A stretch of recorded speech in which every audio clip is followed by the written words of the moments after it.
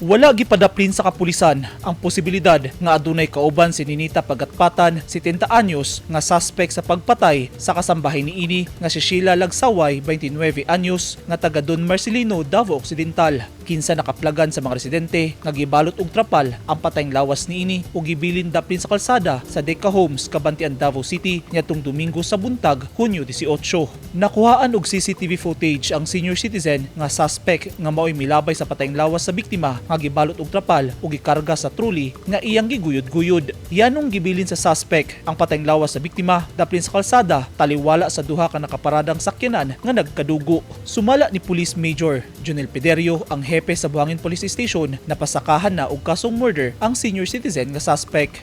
Dili na to masabi no na 100% na dili jud niya kayang mabuhat, no. Ay pwede po dyan may tabo na tulog ang biktima, no, bago niya gihimo. Mao na ang mga instances siguro. So ginatanaw ko nato kung talagang lain bang tawo ang gihimo ani, no. Kay base sa yung mga istorya, no, dili siya paiba-iba ang iyang istorya.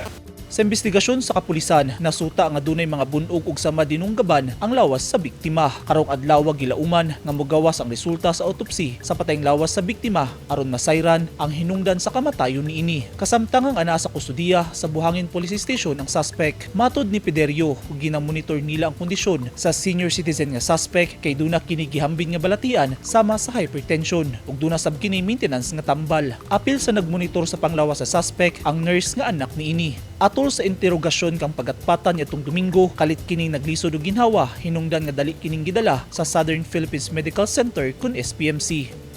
Oo, definitely adjud, no. Medyo ingat kayo ta mangutana sa iya kay every time na mangutana ta ibahin sa pagpatay og laing medyo gibati siya o lisod sa pagginhawa. So ako lang ning gina-comfort sa karon na okay na ang iyang lawas para makasulti na siya sa tinuod. Wala pa sab matino sa kapulisan ang tinuod nga motibo sa krimen ug nagduda nga nailaing kauban ang akusado sa paghimo sa krimen, hilabi na sa pangidaron niini nga naigibating sakit. Nakatakdang dalhon sa Don Marcelino ang patayng lawas sa biktima aron didto ihaya ug ipahiluna sa iyang pamilya. Hustisya ang singgit sa pamilya. Nailo ni Sheila ang iyang duha ka mga anak. Eugene Hinutan, Newsline Philippines, Davao Region. Stay safe.